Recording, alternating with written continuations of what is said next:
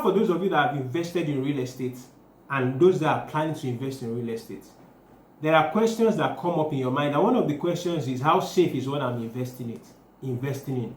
Or how am I sure that in some years to come, I'm not going to lose this property? Welcome to our channel. I am Sheon Shade from Melosa Homes.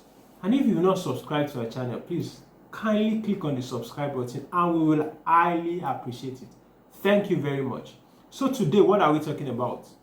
We're going to talk about titles in Lagos State for properties. There are various titles you have for properties in Lagos State. But first of all, what is even a title? And so a title is basically a document that shows the right of ownership on a property. So that means what we are saying in layman's language is that the document that shows who owns such property. So, because if you want to buy a property, you must know who owns the property so that you are sure that you are buying from the right person. And so this is what one of the things the title does for you. And so in Lagos, we have types of land.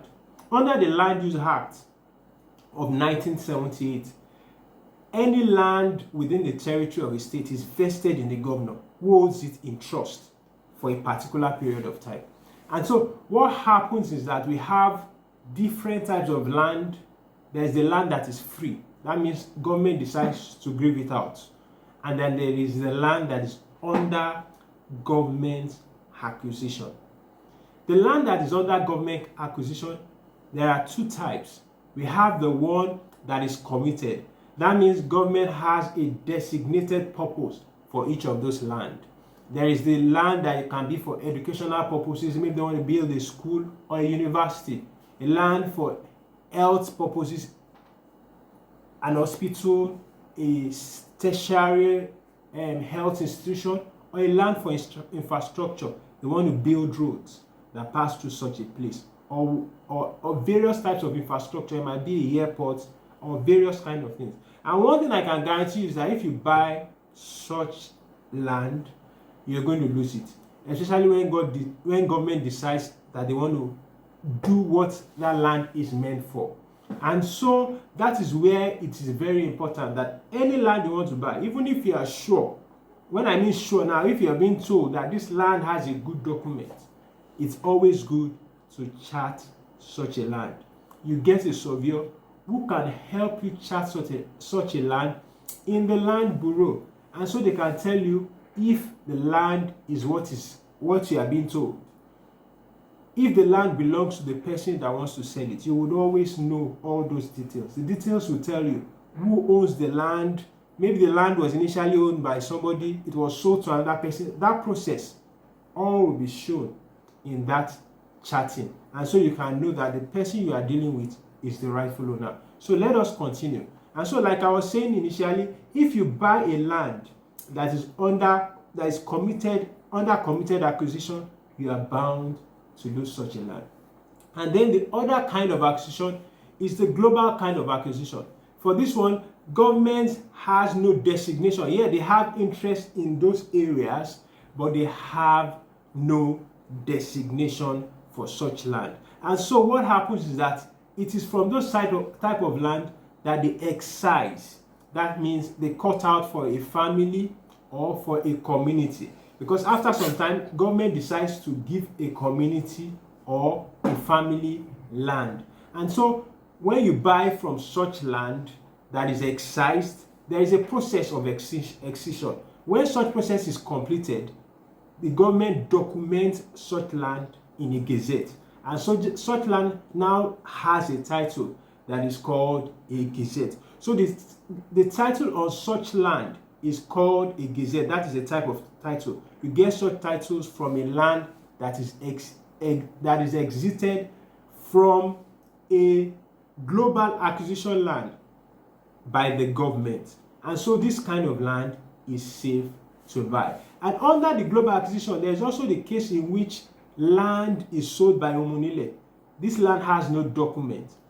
The only saving grace on such land is that if whatever you buy that land, if the government has no designation for that kind of land, and whatever you buy that land for falls under what it can be used for, you can do ratification. And what does ratification mean? It means regularizing your land. That means you have to pay the government a particular sum of money for that land before your documents can be processed and you can get the rightful document for such land. But you don't have to get into such situations because you might not be lucky. And then back to the free land. These are land in which the government has given out. The government has leased out. And most of the time, the documents you have on such land is what you call C of O, Certificate of Occupancy. What does this mean? This basically means that the government leases out a land to a person, to a company, to a family, to a community for a period of years. Most of the time is 99 years, after which such land can be renewed. And so what happens is that land will be leased out to that person. So what certificate of occupancy says is that government has given out this land to this person for this period of time. It belongs to this person. And then you also now have governor's consent. What happens is that the certificate of occupancy can only be given to one person, and that is the initial owner. So when a land has certificate of occupancy, if it is purchased, or a property has certificate of occupancy, if it's purchased by somebody, what happens is that the governor now has to approve of such sales, and that is where the governor's consent comes in. So a land that has certificate of occupancy, when it's sold, it now gets a governor consent when it's sold to another person. When it's sold to another person again, once that land is being resold, what it gets is a governor's consent showing that the governor approves of such sales. So these are the documents we have on land. We've talked about the gazetted land, a land that is excised, and the government now has a documentation for it and is under the gazette. Then we talked about the land that has certificate of occupancy, C of O, and then we talked about the land that has governor's consent.